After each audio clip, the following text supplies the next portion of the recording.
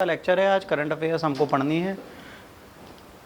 ठीक, अब हम करंट अफेयर्स पे आते हैं। करंट अफेयर्स की बात करें तो हिंदू में तो बहुत अच्छे अच्छे आज के एडिटोरियल हैं, बट अभी हम आज के हिंदू को होल्ड कर रहे हैं।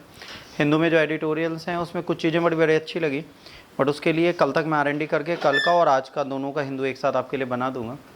आज के करंट अफेयर्स में कुछ साइंस टेक से रिलेटेड है, कुछ साइकोलॉजी से रिलेटेड है।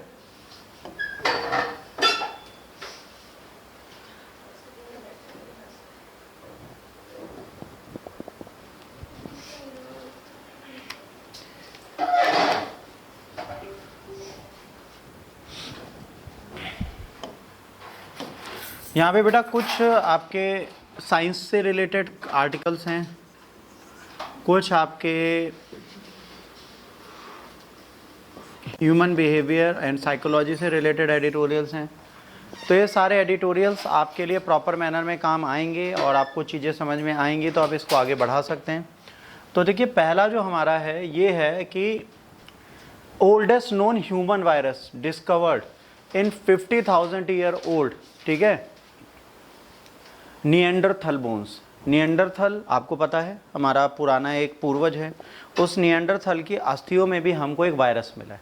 मतलब समझ लीजिए कि जब हमारे एंसेस्टर्स आए थे, जब हमारे पूर्वज आए थे, उस समय भी रोग हमें लग रहे थे। ऐसा नहीं कि डिजीजेस अभी स्टार्ट हुई हैं, पहले भी डिजीजेस थी, बस हमें पता नहीं था उस टाइम पे, बट आज हमको पता है कौन कौन सी बीमारी हैं। तो यहाँ पर सिंपल सी चीज़ है, अभी निएंडरथल की बोन्स में जो चीज़ मिली है बड़ी इंपॉर्टेंट है। अब पहली बात ये आती है, पहला क्वेश्चन ये आता है कि सर ये मिली कैसे बोन में, वायरस क्या मरा नहीं? जैसे हमने बैक्टीरिया वायरस के बारे में एक चीज़ पढ़ी थी, क्या पढ़ी थी बताओ? नहीं, और एक चीज़ पढ़ी थी। जब हम बैक्टीरियल और वायरल इन्फेक्शन की बात करते हैं तो ये निर्जीव सेल पर निर्जीव ही रहते हैं। जब तक इनको क्या नहीं मिलता, एंजाइम नहीं मिलता। जब तक इनको एंजाइम नहीं मिलता, ठीक है, जब तक इनको एंजाइम नहीं मिलेगा तब तक ये जीवित नहीं रहेंगे। किसी भी सेल को चलने के लिए या प्रोटीन चाहिए, प्रोटीन के साथ उसको RNA या DNA चाहिए, और तीसरी चीज़ चाहिए होता है एंजाइम। तो इनके पास खुद का कोई एंजाइम नहीं होता। मतलब ये डाइजेशन कैसे यूज़ करते हैं? जैसे इस पेन पे अगर कोई वायरस है बच्चों, इस पर्टिकुलर पेन पे, तो इस पर्टिकुलर पेन पे वो डेड है। जैसे बचपन में हम लोग मना किया जाता था ना, मुंह में पेंसिल मत डालो, ठीक है, पेंसिल चबाओ नहीं। उसका रीज़न है इसमें बहुत सारे वायरस पड़े। अब मैं इसे अगर मुंह में डाल लूँ तो इसके आसपास के जो वायरस होंगे क्या है, स्लाइवा में चले जाएंगे। अब वो लिविंग हो गए। वायरस नॉन लिविंग भी है, लिविंग भी है। अब जो इस बोन में मिला है वो नॉन लिविंग था। जब तक उस पर एंजाइम नहीं डालेंगे वो एक नॉन लिविंग सेल्स की तरह वर्क कर रहा है, और वो प्रॉपर मैनर में नॉन लिविंग ही रहेगा। ठीक, तो यहाँ कैसा था, वो एक नॉन लिविंग था और ये नॉन लिविंग ही रहेगा, इसको हम लिविंग नहीं बना सकते। बट जब ये मिला, इसको हमने निकाला, तो इसके बारे में बहुत सारी चीज़ें पता चली। Neanderthal used to live in Eurasia but they suddenly disappeared around 40,000 years ago. 40 साल पहले, मतलब 50,000 साल के बाद 40,000 साल, मतलब 10,000 साल के अंदर ये पूरी तरीके से गायब हो गए। तो scientist think that the changes in the environment, competition with the modern people and possibly pandemics are played a part in their extinction। इनको ये लगा, जब इन्होंने थ्योरी पढ़ी, कि हो सकता है एवोल्यूशन हो रहा हो, इंसान और अच्छा हो रहा है, इवॉल्व हो रहा है, एडवांस हो रहा हो, मॉडर्न हो रहा हो। जब वो मॉडर्न हो रहा होगा तो इन्होंने कहा उस चक्कर में क्या होगा, हो सकता है ये पूरी तरीके से खत्म हो गया हो। और एक चीज इन्होंने बोली, हो सकता है कोई पैंडेमिक आया। बट पहली बार एक एविडेंस मिला है एंशिएंट वायरस का।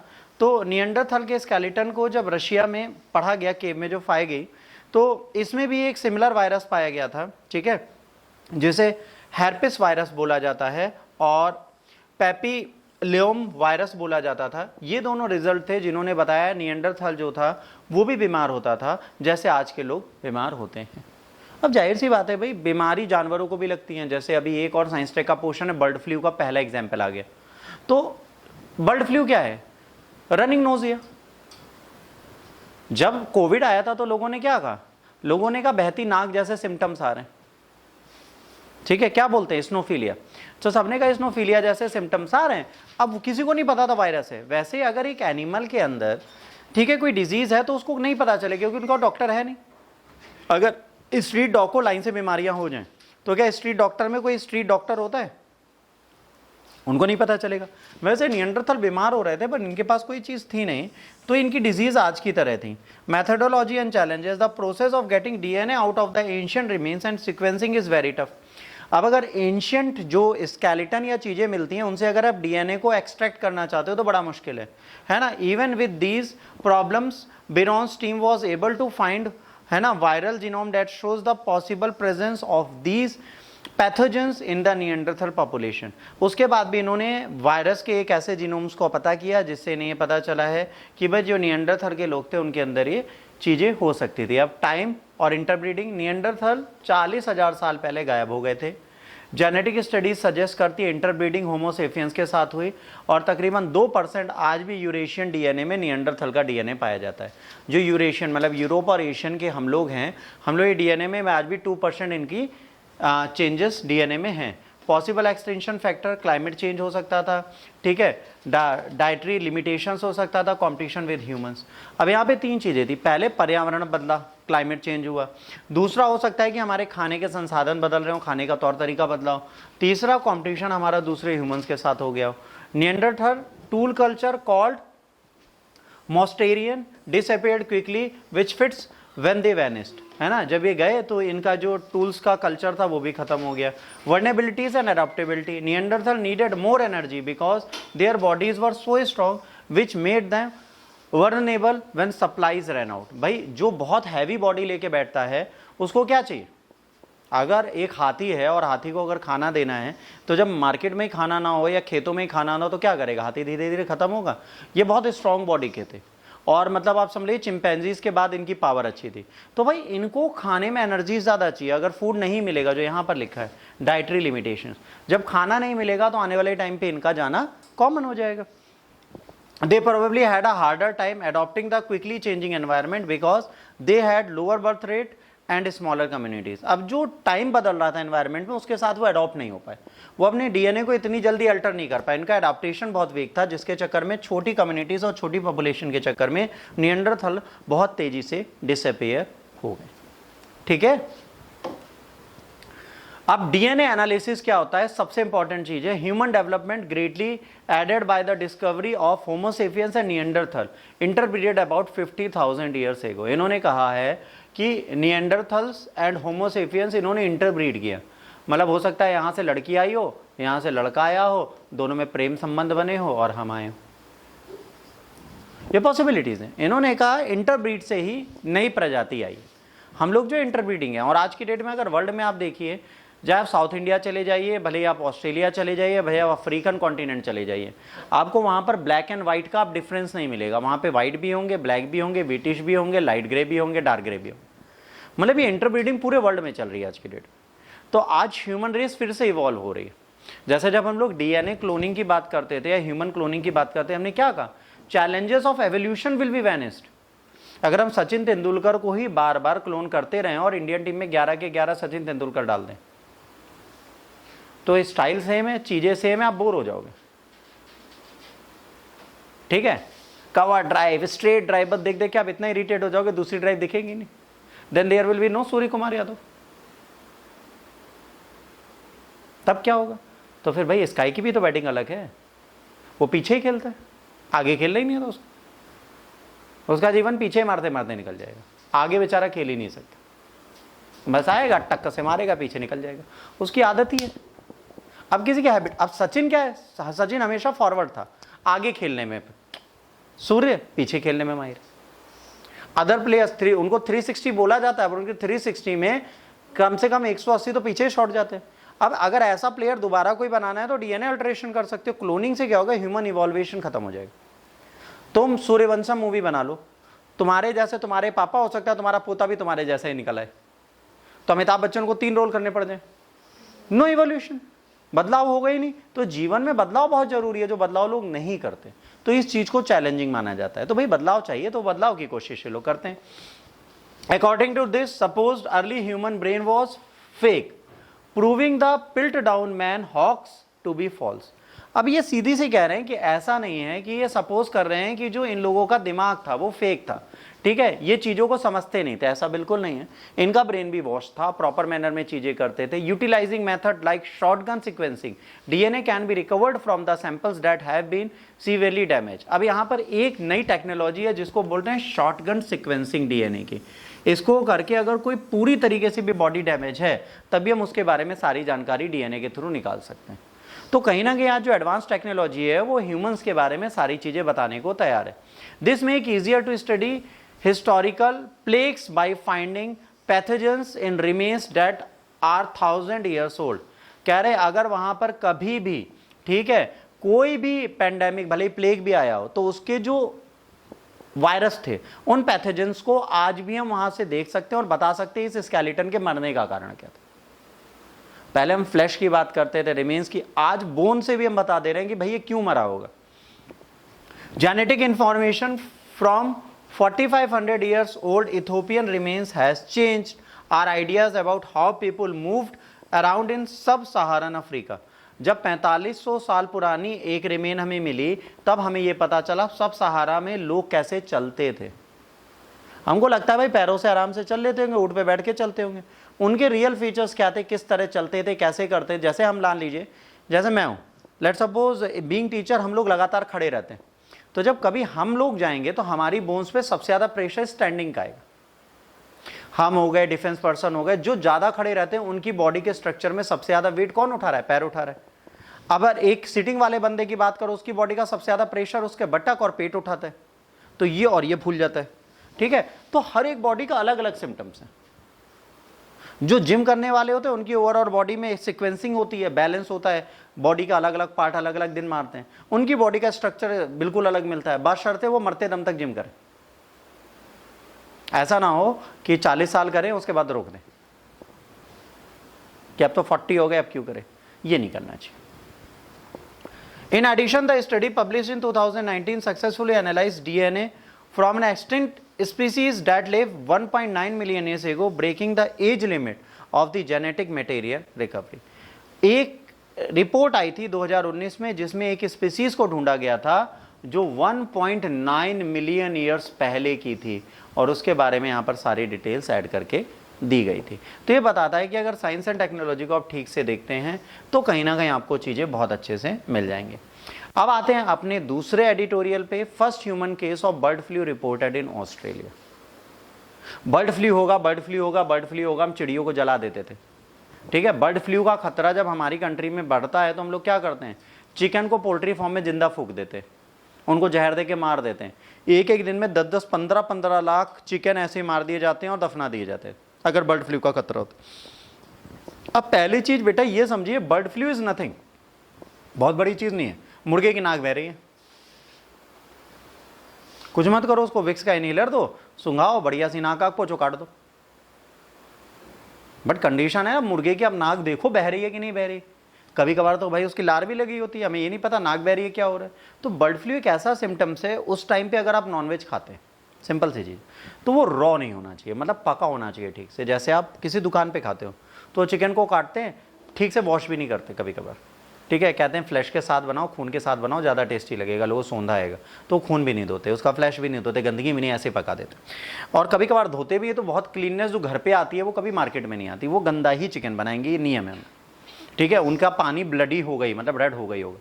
अब वहाँ क्या होता है, वायरस रुक जाते हैं, उसके बाद वो पार्शली कुक करते हैं, कभी कभार पूरी तरह कुक भी नहीं करते। तो जब ऐसी कुछ कंडीशन आएंगे तो आप बीमार पड़ोगे, वो बहुत कॉमन चीज़ है, ठीक है। अब जो यहाँ पर वायरस है उसको बोलते हैं H7N7, ये वर्ड याद रखना जो आपके लिए एग्जाम के लिए सबसे जरूरी है।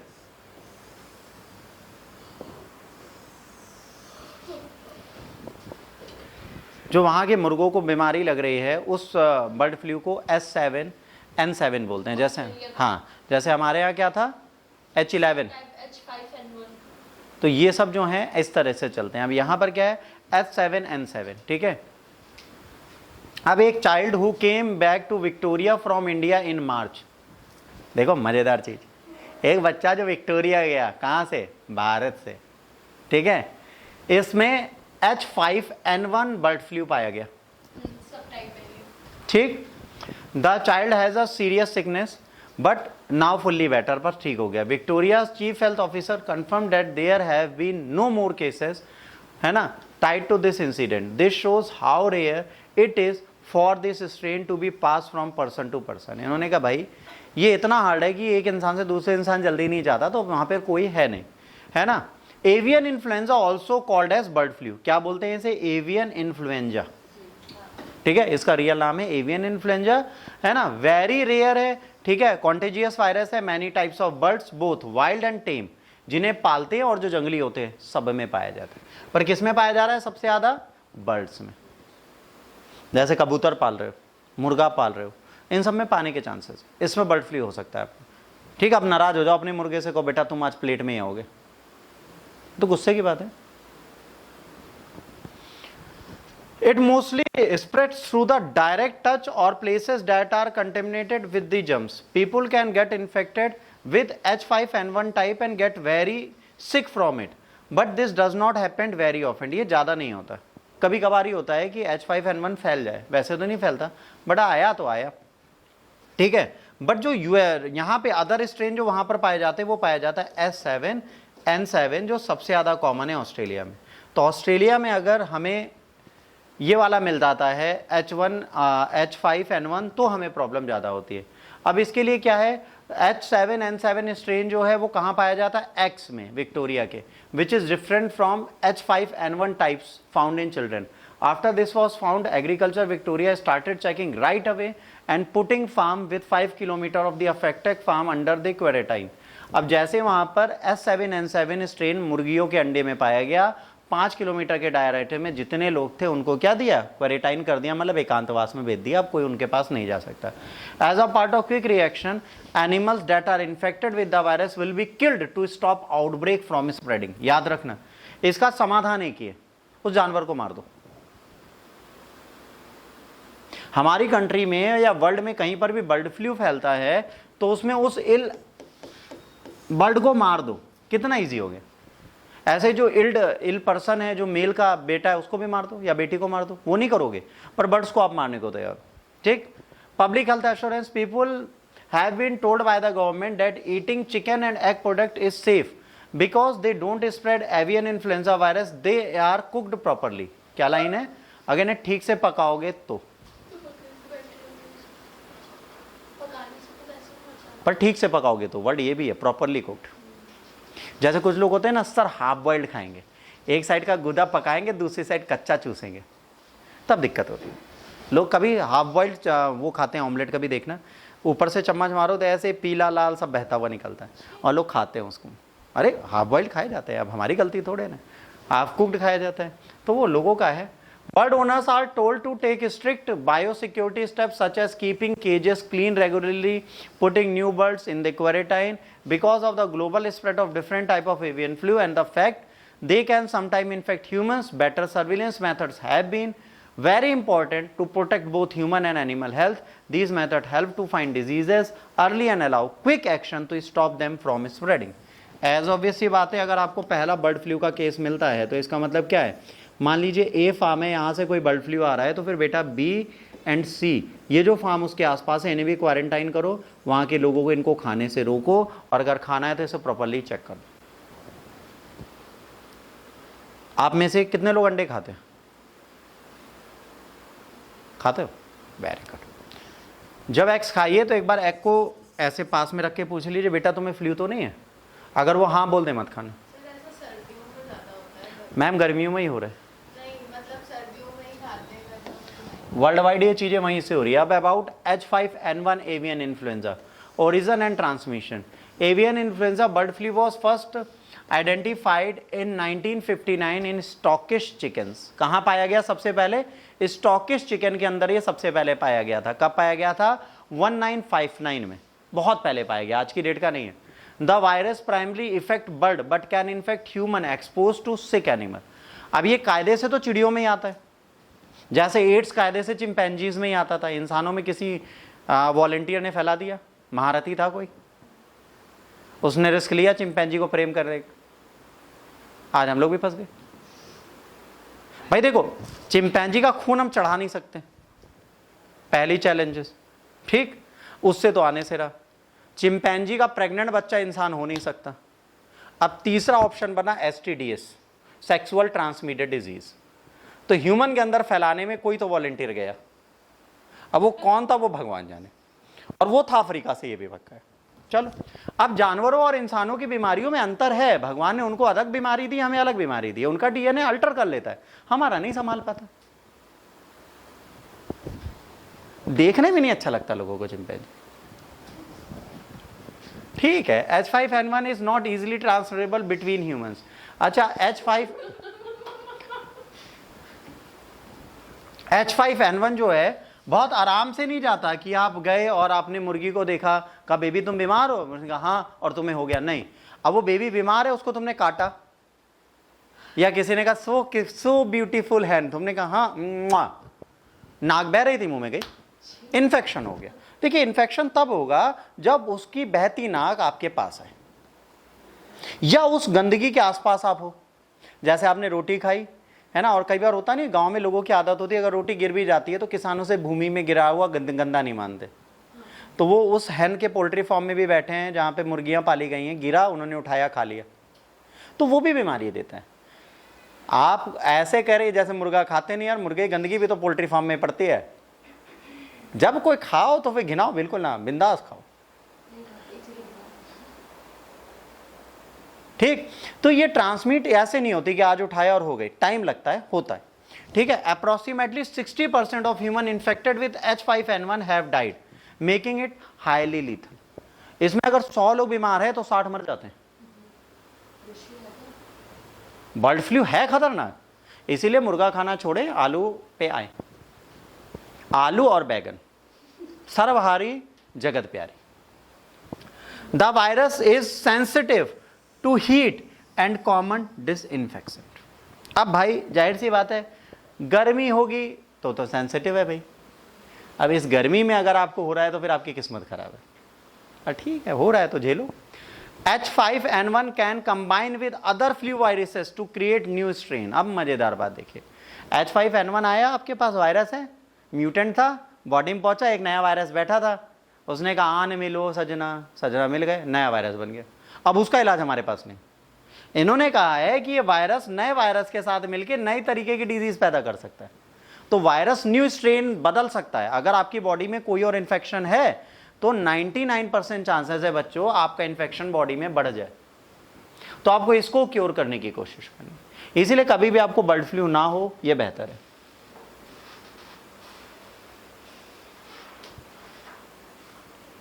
अच्छा, जीन वेरिएशन भी है हर जगह का भाई, जाहिर सी बात है। H5N1 जो है वो अलग है, बट ये हर जगह अलग अलग है भाई। आपकी बॉडी इम्यून नहीं है अच्छे से, आप बीमार पड़ जाओगे, मेरी है मैं नहीं पढ़ूंगा। ये तो डिपेंड हमारे कल्चर पे, सामने वाले के जीन पे करता है। जैसे अफ्रीकन जीन्स जो है, अफ्रीकन जीन्स एड्स से क्योर कर लेते हैं। HIV उनको होता है, तो कई ऐसे ट्राइब्स हैं जिनके जीन HIV क्योरिंग है। ह्यूमंस में हम लोग नहीं है, एशियन नहीं है, अमेरिकन नहीं है, यूके वाले नहीं है।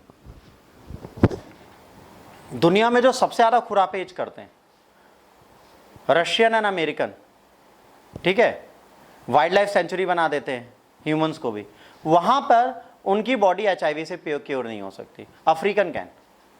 तो हर एक बॉडी का अलग अलग है। जैसे हमें जुकाम होना कॉमन है, हमारे यहाँ कोविड में ज्यादा लोग पता है क्यों नहीं मरे, बहती नाक तो 12 मास ही है हम लोगों की। हम लोग नाक तो हर हफ्ते एक बार बहती है, छींक भी आती है, खांसी भी आती है, खकार भी आती है, हमारी आदत है। तो ये फेफड़ों का क्या बिगाड़ लेगी? जब हमने फेफड़ों में सीधे नॉन फिल्टर्ड बीड़ी का धुआं झेल लिया, कंडे का धुआं झेल लिया, ये छोटा सा वायरस हमारा क्या बिगाड़ लेगा? इंडिया में कोविड कॉमन है, यहाँ कोई फर्क नहीं पड़ता था। वो शुरुआत में लोगों ने साइकोलॉजिकल डरा दिया, सांप आया सांप आया, तो लोगों को नहीं काटा, तब भी उन्हें लगा 2 कांटे चुभे, उन्होंने सांप ने काट लिया, हार्ट अटैक से मर गए लोग।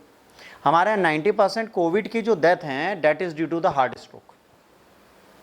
अगर आप रियल रिसर्च आप देखेंगे, हार्ट स्ट्रोक से सबसे ज्यादा लोग कोविड में मरे थे, जिनको इन्फेक्शन हुआ था, जिनको हार्ट डिजीज थी, उनको इतना स्ट्रेन आ गया कि अब मैं फैमिली के पास नहीं जा पा रहा है, क्वारंटाइन में हूँ, हाय मैं ये ना मर जाऊँ, वो इसी की सोच के साथ मर गए।